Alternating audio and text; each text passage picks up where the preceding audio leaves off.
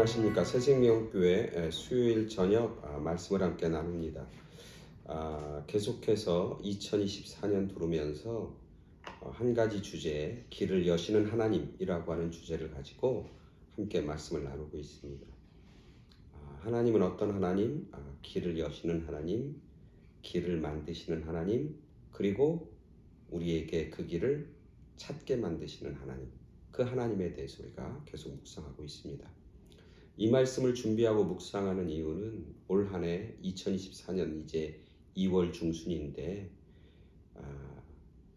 2024년에는 하나님이 여시는 길, 그 길을 우리가 걸어가길 소망합니다. 그 길은 생명의 길이고, 그 길은 승리의 길이고, 그 길은 복된 길입니다. 2024년에는 내가 내 길을 열고 내가 내 길을 막 만들고 그렇게 살아가는 인생이 아니라 하나님이 길을 여시는 것을 경험하고 체험하고, 또 하나님이 여시는 길을 세상적인 생각이나 나의 이기적인 욕심 때문에 발견하지 못하는 그런 안타까움 없이 하나님이 여신 길을 발견하고 찾고 그 길을 걸어가는 그런 복된 인생들이 됐으면 참 좋겠다. 그런 소원을 가지고 함께 말씀을 전합니다. 오늘은 그 7번째 시간입니다. 오늘은 2월 14일 수요일 저녁입니다. 저도 물론 그런데 여러분도 마찬가지일 거예요. 어떤 음식점에 가서 어떤 음식을 먹는가, 그것도 중요하죠. 그러나 그보다 더 중요한 것은 뭡니까? 그 음식을 누구와 함께 먹는가. 그게 더 중요하잖아요. 정말 좋은 레스토랑에 가서 좋은 음식을 시키고 같이 먹는데 그 상대방이 나하고 별로 관계가 안 좋은 사람이에요. 그리고 이 음식이 무슨 굉장히 부담스러운 그런 자리이고 그런 음식이에요. 그러면 아무리 좋은 음식을 먹어도 그렇게 기쁘지 않습니다. 그리고 그 음식을 먹어도 내 몸에 유익이나 내 몸을 좋게 하지 않는다는 거죠. 비록 먹을 게 별것 아니고 별반 없는 음식이라 할지라도 내가 같이 먹는 사람이 내가 좋아하는 사람이고 내가 귀하게 여기는 사람이고 내가 사랑하는 사람이라면 그 음식이 별것 아닐지라도 그 음식은 나에게 기쁨이 되고 유익이 되는 것이죠. 사실 성경에서 잠언에 보면 그런 얘기 나와요. 그죠? 마른 떡 한 조각을 먹으며 화목한 것이 집에 육선이면 고기와 생선이 가득하고 그것을 먹으면서 다투는 것보다 훨씬 더 나으니라. 이런 말씀이 있단 말이죠. 마찬가지로 어떤 음식을 먹고 그리고 교제를 나누는 것, 그것과 마찬가지 우리가 길을 걸어갈 때, 인생의 길을 걸어갈 때도 마찬가지입니다. 내가 어떤 길을 걸어가느냐, 무엇을 향해서 걸어가느냐, 내가 어떤 길을 지금 가고 있느냐, 그것도 중요한 거지만 무엇을 향해서 걸어가느냐, 그 길도 참 중요한 거지만 그것과 함께 중요한 건 뭐냐면 내가 그 길을 누구와 함께 하고 있는가, 그 길을 내가 누구와 함께 동행하고 있는가, 그게 더 중요하고 더 의미 있는 일이 되는 것이죠. 예전에 그 영국의 한 광고 회사가 사람들에게 퀴즈를 냈다고 그래요. 큰 상을 내걸고. 그 퀴즈의 내용은 뭐냐면 에든버러, 스코틀랜드의 에든버러에서 영국의 수도인 런던까지 가장 빠르게 갈 수 있는 방법은 무엇입니까? 이런 길이에요. 이런 퀴즈예요. 스코틀랜드 에든버러에서 영국의 런던. 보통은 비행기로 1시간 정도, 차로 한 5시간에서 6시간 정도 걸리는 그 거리인데, 그 에든버러에서 런던까지 가장 빠르게 가는 방법은 무엇입니까? 이런 퀴즈를 냈다고 그래요. 상을 걸고. 그러니까 사람들이 그 퀴즈에 대해서 자기 나름대로 답안을 만들고, 어떤 사람은 당연히 비행기로 가는 게 빠릅니다. 어떤 사람은 비행기가 아닙니다. 비행기 가려면 공항에 주차해야 되고 또 기다려야 되고 체크인해야 되고 체크아웃 해야 되고 그런 시간 따져보면 그건 결코 빠른 길이 아닙니다. 차라리 트래픽이 없는 새벽에 자동차를 타고 그냥 프리웨이를 달리는 것, 그게 가장 빠른 길입니다. 어떤 사람은 아닙니다. 그것보다 빠른 기차가 있으니까 유로 기차 타고 그 기차를 타고 달리는 것이 가장 빠릅니다. 나름대로 굉장히 대안을 그리고 답을 보냈다고 그래요. 근데 그 광고 회사에서 정말 가장 빠른 길을 대답한 사람에게 상을 주는데 그 상을 받은 사람은 누구냐면 이런 답을 한 사람이에요. 뭐냐면 가장 빠르게 가는 것은 사랑하는 사람과 함께 가는 겁니다. 그러니까 사랑하고 좋아하는 사람과 함께 가는 그 길이 가장 빠르고 또 가장 행복한 길이다라고 하는 거죠. 그 말을 쓴 사람, 그 답을 쓴 사람이 결국 큰 상을 받았다고 하는 겁니다. 오늘 우리가 하나님 말씀 보겠습니다. 하나님께서 길을 여시는데 그 길을 걸어간 한 사람, 창세기 5장 21절부터 24절까지 말씀 보도록 하겠습니다. 창세기 5장 21절부터 24절까지 말씀 제가 봉독해 드립니다. 에녹은 65세에 무두셀라를 낳았고 무두셀라를 낳은 후에 300년을 하나님과 동행하며 자녀들을 낳았으며 그는 365세를 살았더라. 에녹이 하나님과 동행하더니 하나님이 그를 데려가심으로 세상에 있지 아니하였더라. 아멘. 오늘 누구 얘기냐면 에녹이라고 하는 사람의 이야기입니다.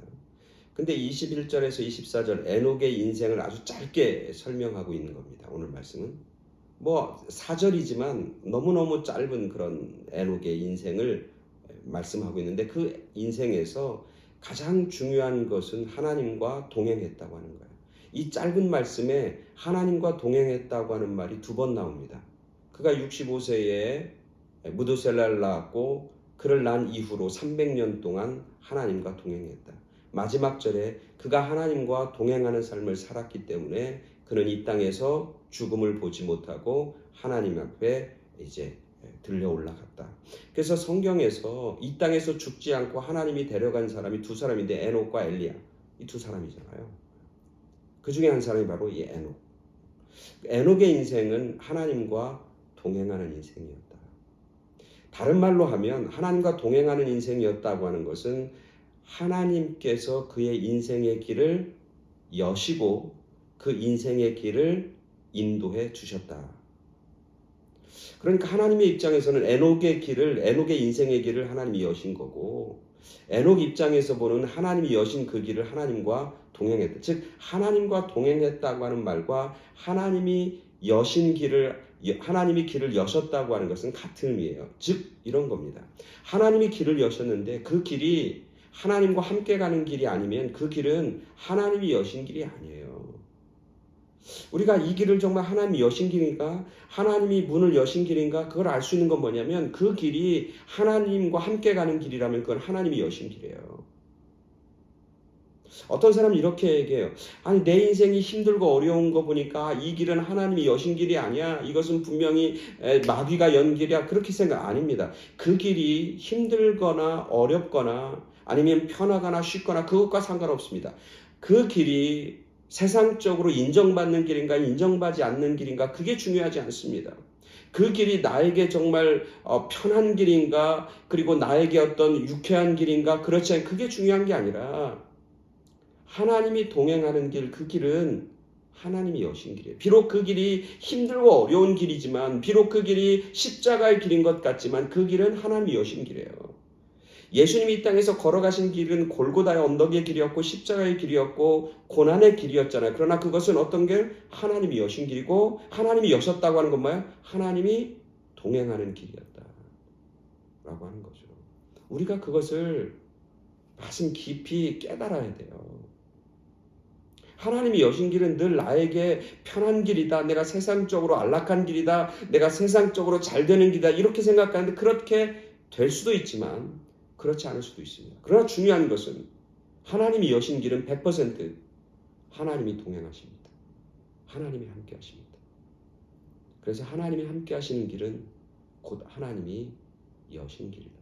즉 에녹의 삶은 하나님이 동행하신 삶이었고 에녹의 삶은 하나님이 여신 인생. 에녹이 인생에서 이 땅에서 살아가면서 얼마나 편히 살았는지 얼마나 윤택하게 살았는지 그 삶이 세상에서 얼마나 정말 성공하는 삶을 살았는지 몰라요 성경은. 그렇지만 그의 삶은 그것과 상관없이 하나님이 여신 길을 걸어간 사람이고 그 길을 그는 하나님과 동행했다. 하는 거죠. 동행했다라고 하는 말이 어떤 말일까 한번 생각해 봤어요. 동행하는 길은 뭐냐면 하나님을 믿는 길이었고 하나님을 신뢰하는 길이었고 하나님과 대화하는 길이었다. 하나님의 말씀을 듣고 하나님에게 말하고 하는, 하나님과 함께 하나님을 인정하면서 살아가는 길, 그게 동행하는 거예요.